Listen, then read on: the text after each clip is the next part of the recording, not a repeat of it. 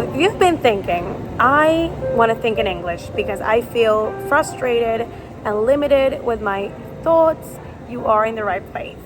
Because if you want to build a deep sense of confidence, get super fluent, native-like, and get a career opportunity in English, you're not alone, because we have fellow professionals that are going to inspire you to do the same. Before we get into the meat of the video, give it a like, subscribe to the channel, and comment below free guide, and I'll send you my free guide to think in English. Such an important skill to get native-like fluency. It's going to give you proven steps and tips to think in English even without being in an English-speaking scenario, which is what we're going to speak about in this video as well. Now, having worked with many professionals inside the English Confidence Method, and by the way, that's our signature program in which you go from feeling limited, frustrated, to confident and fluent, so you can materialize and capitalize on a career opportunity in an English-speaking scenario.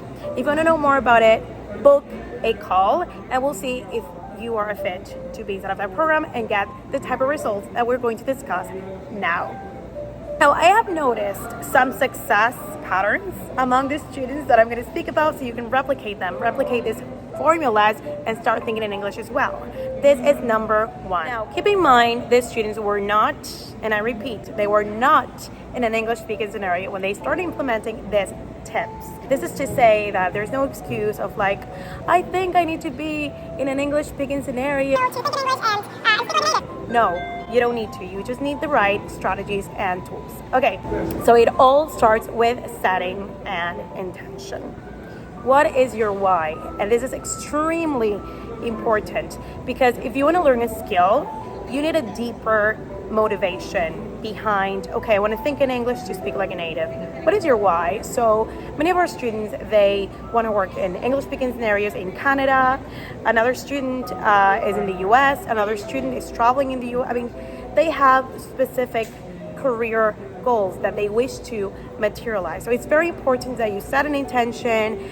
With this, it can be helpful to arm things like vision boards, things like repeating to yourself, I want this. And so that's going to make it easier to implement the strategies that you need to learn the skill. So ask yourself this question: what is your real desire to master English? What is your real desire, your deep why to master the language? Maybe you're like, okay, I am in South America and I want to do a master's degree in England. I want to work in a company there.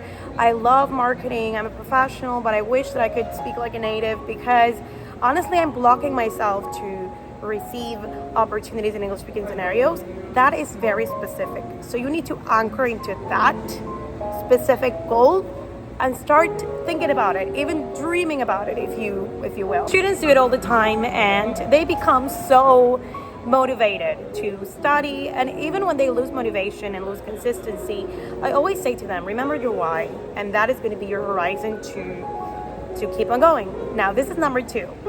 Okay, so second step is immersion, and this is extremely important. And again, you don't need to be in an English-speaking scenario. You just need to leverage tools that are going to make your brain think more in English. Now, how do you do this? We are in such a good age to do this. We have social media. We also have a lot of tech. We have a lot of tools that can help us kind of like hack and create a different reality to think in English without living in an English-speaking scenario. So a very simple exercise my students do is following native English speakers in social media and try and make it so that they are leaders, so that they are, say, confident stuff, so that not only you start thinking more in English, but you think as well like a native English speaker. You have this mindset, like this super confident mindset. Another thing you can do, and I talk about it in this video right here, is follow newsletters.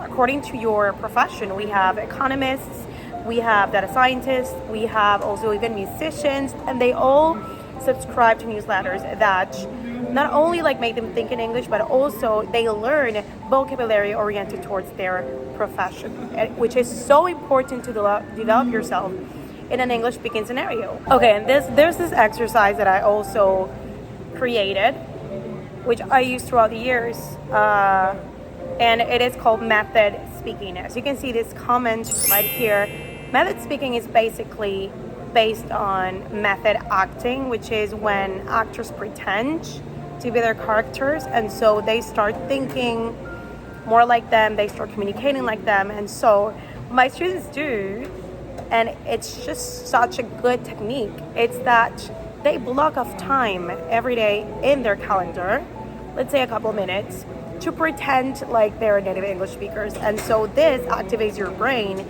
into kind of like saying, okay, I don't speak any other language, I just speak English. Even if you don't speak it fully yet, it's acting as if, it's like anchoring to the sense of, okay, I'm a native English speaker, and so you start speaking like a native English speaker. By the way, guys, this is all coaching, and that is why you won't find any of these techniques in any other traditional school, because it's all based in my experience and my story, and also the stories of these amazing professionals that have courageously done the steps to think in English and speak like a native. So number 1 is knowing your why, number 2 is immersion, and then number 3 is habits, habit formation. Because it's one thing if you start programming your tech devices in English, if you start blocking off time, but if you do it one day and then stop doing it, it's like going to the gym. It's like if you go 1 week and then stop going to the gym, you're not going to see the compound effect of results. So habits are extremely important, and that is why I do not recommend that if you want to master a language, you're like, okay, I just want to like book off lessons here and there to practice. It's not a way that makes you committed, and it's not a way that makes you master the language. Take it from an expert. Okay, and so I have a video that talks about this, and you can check it out right here. But habits is very important, and you probably heard about this book, Atomic Habits by James Clear. And one of the rules of habits is actually to stay consistent, meaning that it's better that you do a few activities every single day for a few minutes than for a longer time than just, I don't know, starting for a few hours here and there and then stopping. So you need to be very intentional, very consistent with your daily habits, because the habits are the things that are going to get you results and are going to reprogram your brain to think in English, to think like a native, and also materialize this career opportunity that you want in an English-speaking scenario. A constant exposure to habits in English in the long run will make you feel like a native, and it will make you gain the skill for life. So that even if like years go by, because what I mostly hear about adults especially and professionals is that, oh God, I studied this in school, and comment below if that is you. I totally feel you and understand. Is that, okay, I learned at school, but it was so traditional, and then I stopped practicing, I stopped learning, and then I don't speak anymore. And I so get it, and that is why habits are so important. So you never lose the skill, and you can capitalize on career opportunities coming your way. Before we get into the last tip that our students, our professionals inside of the English Confidence Method do every single day to get this sort of results, download the guide to think in English. Just comment below, free guide, and I'll send it your way. And also, have you learned this sort of techniques? Are you excited to start implementing them? Comment below. I don't care if you're shy. I don't care if you feel like you don't want to write, do it anyway, because that's an awesome exercise that's going to help you step out of the comfort zone in English as well. Now, as a last thing, and this is so extremely important, it's the confidence building aspect. Now, there's this phrase that I love that's from Henry Ford, that it is, whether you think you can or you can't, you are right. Which goes back to tip number 1, all about your why, all about intention setting. Well, you need to feel confident in that the strategies that you do and the strategies that you practice every day are going to give you results.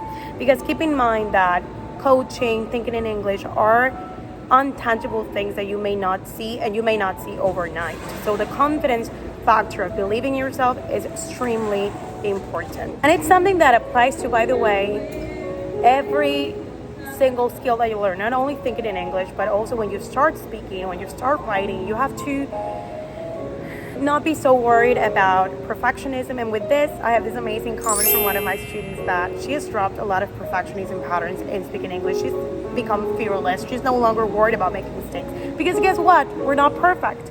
So you always make mistakes, but it's in the sense of safety within yourself that you feel confident to gain the skills, and to, even if you make mistakes, you keep going. Because guess what? When you are in a job interview, when you speak with a client, things will not go perfect, but it is in the sense that you do it anyway and you program yourself to take action and be willing to fail.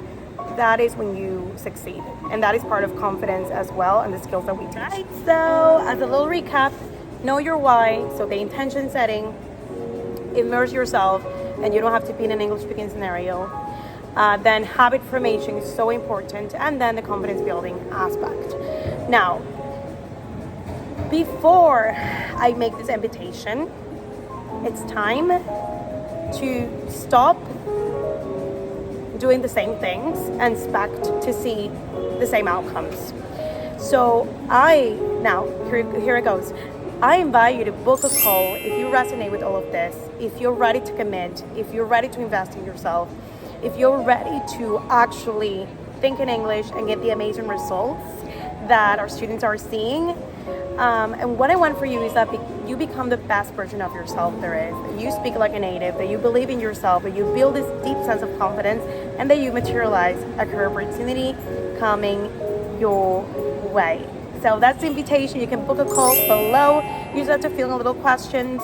We'll speak with you, we'll contact you, and then we'll see if you can be one of our spots, because every month we enroll a limited number of spots. We always offer personalized attention within the program, because what you get is a methodology inside of the platform, a private community, and then one-on-one coaching calls.